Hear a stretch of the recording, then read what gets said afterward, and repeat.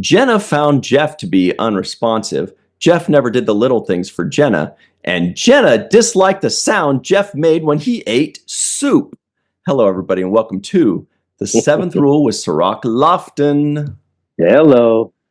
My name is Ryan T. Husk, and today we're doing a review of Star Trek The Next Generation, aka TNG, Season 4, Episode 25, entitled In Theory, written by Joe Menosky and Ronald D. Moore, legends, directed by another legend, Patrick Stewart. What? Yeah.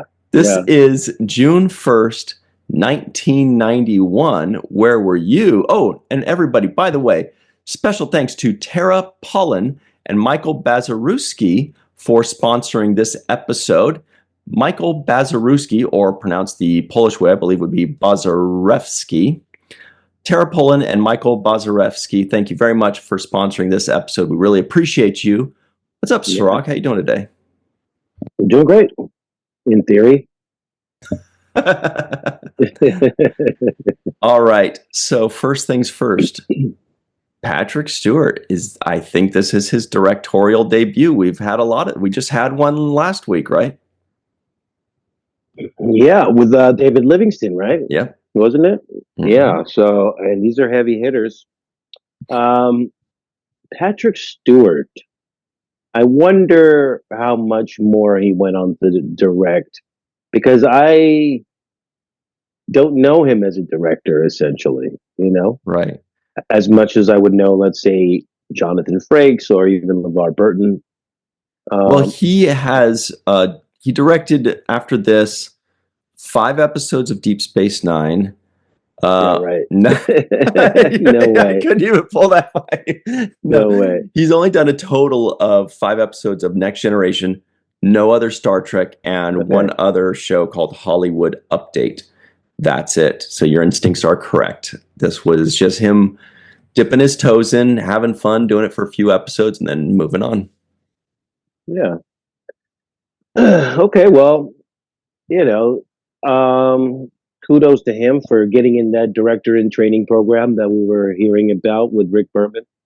This is, I guess, another person that Rick Berman churned out during the process of his reign, by giving opportunities to people to get their first chance at directing, which we've actually seen on be the case, for example, on Lower Decks with some of the people that got chances to direct those animated episodes, right? Right. Yeah. Storyboard artists. Yeah.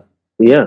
So, that's actually seems to be another Star Trek tradition, a behind the scenes tradition of giving opportunity to people. We saw in Deep Space Nine as well, Michael Piller giving a lot of opportunity to freelance writers to submit scripts. So it really is indicative of the overall theme of Star Trek itself being a platform through which talent is cultivated and also given an opportunity, which is, very much similar to the show and what we see embodied in the moral virtues of Starfleet, right? It's a great point. Yeah. Star Trek, the show, embodied the morality and, kind of that moral compass of Star Trek that we see on TV. Because, they give people chances. They're about lifting others up. That's a really good point. And a lot of them went on to have very illustrious directing careers, like David Livingston and Jonathan Frakes. Roxanne Dawson is still out there working. She's hustling. Robert Duncan McNeil. My God, that guy's killing it right now. Yes, so many are still doing a lot of directing. In fact, are almost primarily directing and or producing. Absolutely. And I also remember Tim Russ and LeVar Burton also, but I don't know if they got their start, but I do remember them directing episodes on a frequent basis. So yeah, I don't know if they got their starts in Star Trek. They may have. One of my favorite directors, though, however, is Mr. Tim Russ, because he's got this passion, this excitability, that I've only seen like from a couple of other directors. They all have it, but a lot of them internalize it, or a lot of them are just too frayed at the edges from not sleeping and working so hard. But Tim just gets like, he'll just be like, "Oh yeah, man, that's a good shot. Oh man," like he gets really into it. I love it. Yes, absolutely. Yeah, I've experienced the same thing, and you're right. You nailed the impersonation.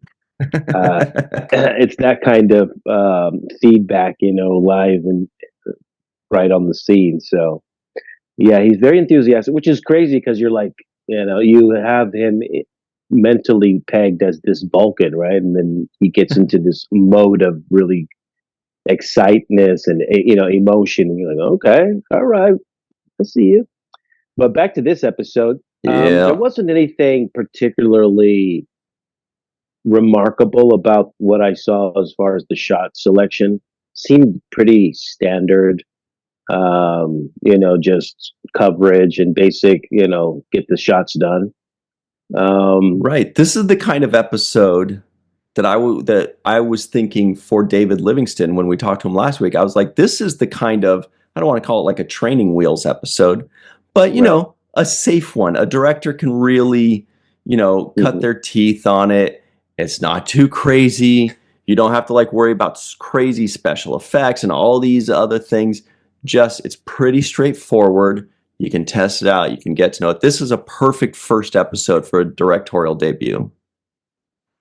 Yeah, and based on the performance that I see Brent Spiner give in this episode, which I'm pretty sure that Patrick Stewart encouraged a lot of the comedic notes that Brent Spiner hit. Because I'm sure he could have said, "No, don't play it like that. Instead, do it like this," or made adjustments. But there were a lot of comedic moments where Data, for example, she's like, "Don't look at me," and he was like, "Okay, well, I'll just look the other Yeah. way then." Yeah, he hammed it up just Yes. a tiny bit more Yeah. than we've ever Yes. seen him hamming it up. Like he Yeah. gave it a little extra Brent. There was a little bit of Yeah. Brent in that Data, Yes. more so than usual.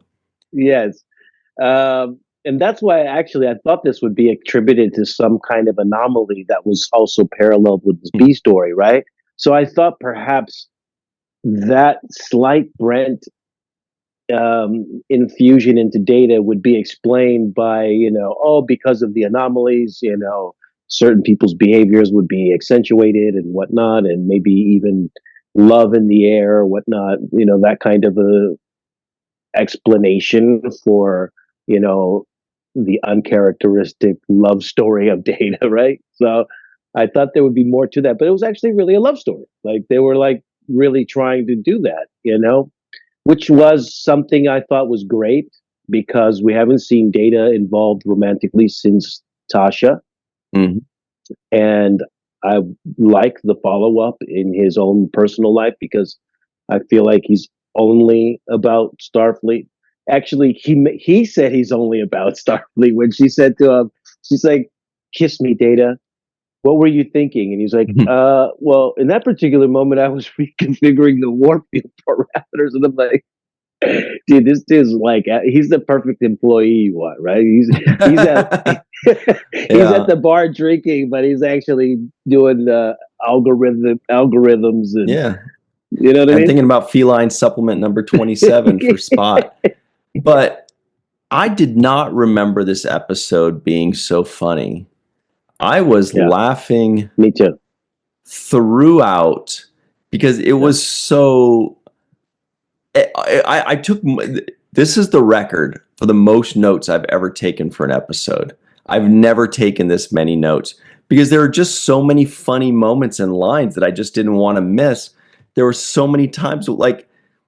like Data in his own way is freaking adorable in this Yeah. episode. He's just so adorable, and this poor girl, you know, she's kind of partially helpless, partially still healing, but also as Riker, we could talk about Riker later, but Riker was There's a lot freaking to talk about. hilarious. As Riker said, look, she's still basically she's an adult. She knows what she's getting into. You do your thing. Let her worry about her thing. But Data killed it. He just killed me. I was laughing the whole time. The writing was brilliant. The writing was brilliant, and that's what I was going to talk about was Ronald Moore. You know, this story wasn't particularly um, in the realm of science fiction, right? Right. It wasn't like, oh, this is some dilemma. There's a war about to break out. We need to negotiate this treaty between these two people. This wasn't, the science fiction part was the nebula that they were flying through, which was not Just a minimal B yeah, plot. It literally could yeah, have been, the B yeah, plot could have been O'Brien and Keiko get into a fight.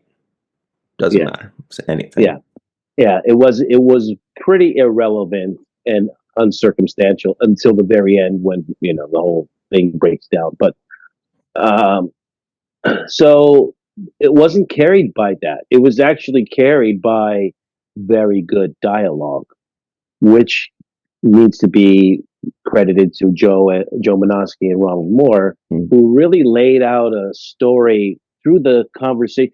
Like, there were moments when I was feeling like this is what it's like, Data. like,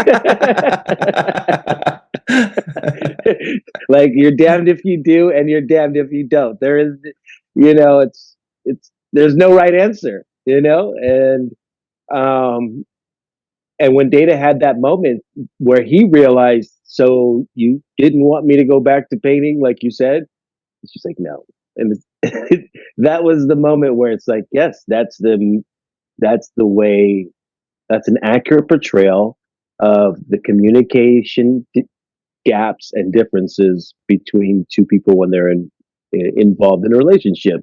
It becomes that, and you're I like, know. you're like, you said this. You said don't buy me a gift for our anniversary. I know. So I didn't buy. I hate it so much. It's So like, you're trying to actually read tea leaves and stuff, and so it's a lot more complex than Data thought it would. yeah, Data's got to have like subroutines upon algorithms upon more subroutines just to understand when, somebody says, I'm fine, watch those eyebrows. If they say, oh, I'm fine, cool. If they Yeah. say, I'm fine, oh, you're in trouble. But yeah, he says, I should not have resumed my painting. And she says, no, despite your suggestion that I continue to. And she says, exactly. And he goes, I have much to learn. Yes, you got much to learn. You got much to learn. Much. Too good. On a personal note, when I was going through my own marital issues, I reached out to my dad and I said, "Hey, Dad, like I don't know what's going on here. I can't figure this out. We just keep arguing, and I don't know what's going on here. Like, am I wrong?" And he said to me, You're always like, wrong. well, that was the end, yes. But he was like, "Son, I've been married 3 times, and I still haven't figured it out, right?" So he I gave don't you know. the Picard advice. Yeah, yes. He gave me the Picard advice. Like, I'll let you know when I figure this thing out. Because it's complicated, and this episode, like I said, this is a callback to Data and his relationships, which is a baseline of the story. No mention of Tasha Yar, who I Right. kind of thought I would get enamored there somewhere, maybe even in the counselor scene with Troy. Maybe like there's a moment there where he acknowledges, I've only felt this kind of way, or Or with the next day Tasha, she says, what was that? I learned it from Tasha. It's called the Tasha twist. Yeah. Something like that. Some kind of nam would have been nice. But when I saw this ensign, what was her name? Lieutenant Jenna DeSora. Yeah. I thought Data's got a type, because That's a good point. you know what I'm saying? Because she has the same hair color and kind of style, like the dirty blonde build, hair. yeah. Yeah. So I was like, looks like Data has a thing for hot blondes. We got to watch that now. Every new kid. Well, for example, Ensign McKnight might be his type. That was the ensign of the week. Let me see if I can find her. Yeah, I saw her as well. I wrote that down somewhere here. Come McKnight. on. Yeah, this is definitely another Data type right here. Data's like, Ensign McKnight, Jenna and I are no longer a couple. Yeah. What say you and I try? Yeah, yeah. She better Whoa. watch out. Is that Ensign McKnight character? Is that an action figure? Oh, no, that's Tess Allenbury. Oh, It's another ensign. wow. She got an action figure out of it?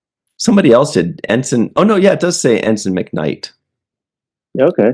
TNG Season Wow. 4. Wow. It's only $85, and there are only 3 left. Made by Necessary Outlet. Wow. Actually, yeah. We'll have to ask our friend Brian Volkweiss for one of the new Ensign McKnights when he remakes all the Star Trek stuff.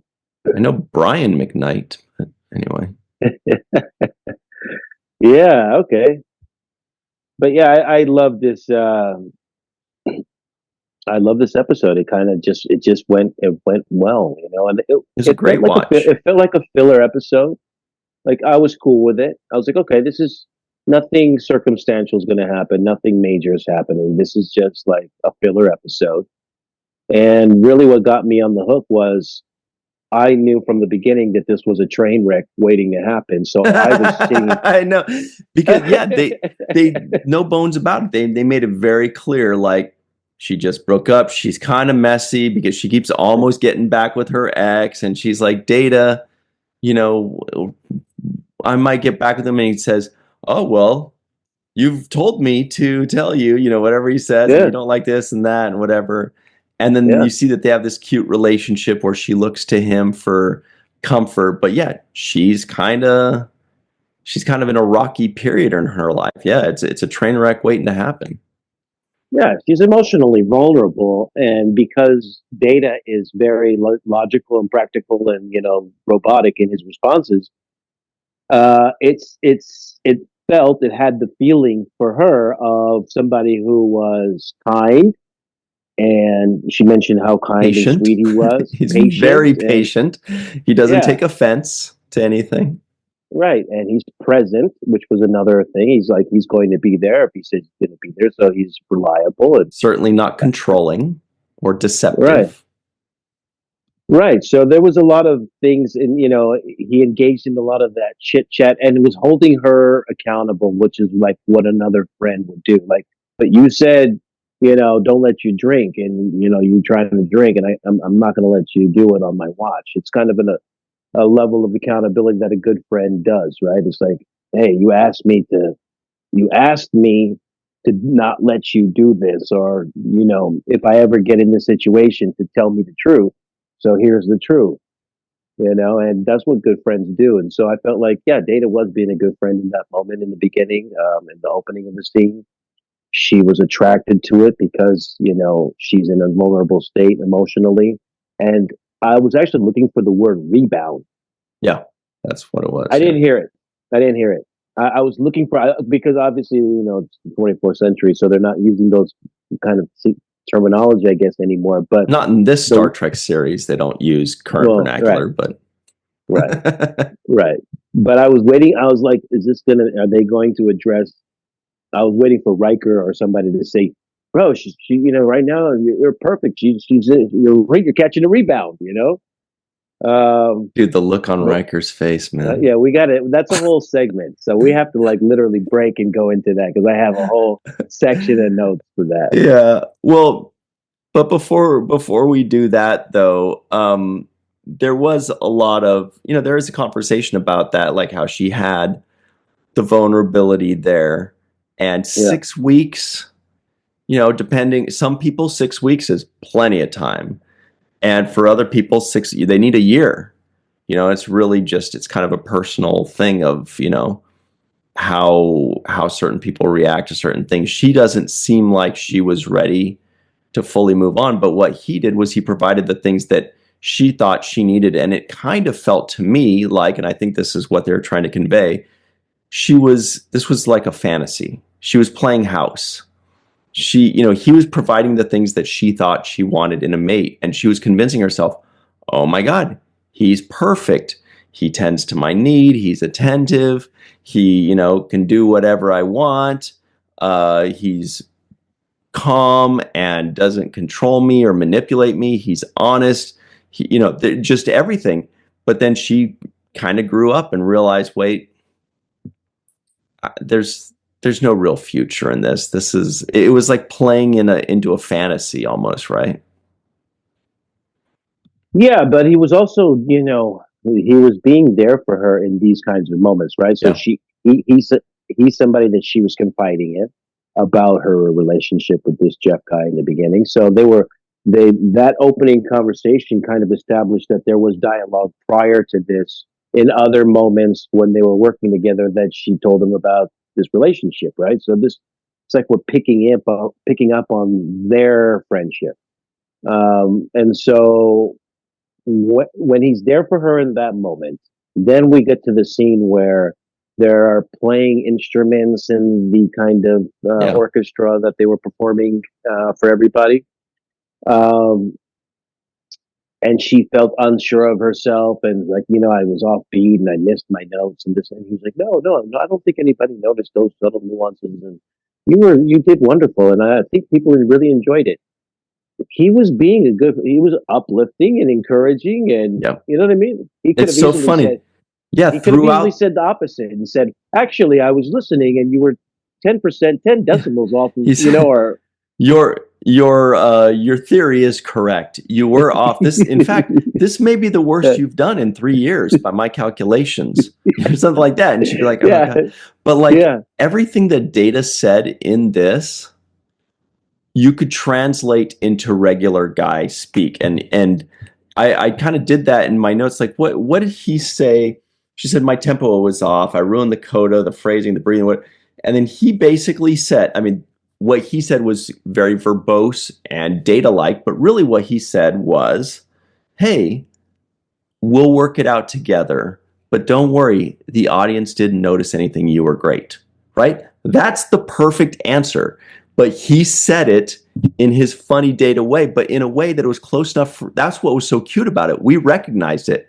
We're like, he's saying that. He's saying the perfect thing that somebody wants to hear, and it's probably honest, coming from Data. And that's what was so great about it, was we would recognize what he's saying, even though he said it in his own, vernacular. and once again, he made a choice, a calculation to deliver information to her in that way, and that's what we all Yeah. can do in our lives, right? It's like we can all make that choice that Data made in that moment. For example, Data could have said, "Actually, you're correct. You were at 56 beats per minute, and our tempo was at 62 beats per minute." Or he could have even just been like, "You are no better or worse than ever." And that still sounds like rough. You know what I mean? That's still a Yeah, little exactly, sandpapery. exactly. So he made a choice Yeah. to soften the blow, to make a uplifting kind of character building statement, to give a hopeful outlook on the situation, to ease her anxiety about what the audience may have perceived. So he did a lot of that in that conversation. It's subtle, it's not much, but this is what is attractive about anybody. Hmm. So somebody is going to be attracted to a person that knows how to do positive reinforcements, knows how to give advice without being critical or seeming like they're putting you down, but more like inspirational advice to keep you encouraged and keep you engaged and try to maybe even spark farther development in whatever direction you're going into. So yeah, I think there was things about what Data was doing that was attractive to somebody who is in a vulnerable state specifically, and also to anybody who has those kinds of self consciousness or feelings of insecurities. And when you have somebody reinforcing you and giving you positive words, that's good. We need Totally. to all do that. We need to all be aware of that. Which I think, again, same point. Picard was. aware of that when he refused to give advice, right? Because he's saying I could say stuff that'll discourage you, Yeah. or I could say something that might encourage you falsely and get your heart broken, right? So he's like, I don't even. He's like, I don't want that pressure, man. That responsibility. Yeah, yeah, Yeah. All right. Well, let's take our break real quick. And by the way, that was an excellent point, Sirach Lofton. yeah. That's right. See, I'm practicing my positive reinforcement too. Oh, very I positive. hope Very it was positive. convincing. I don't know. It's good It enough. felt It's good weird. enough. Anyway, we'll take a quick break, everybody. We'll be right back on the seventh rule.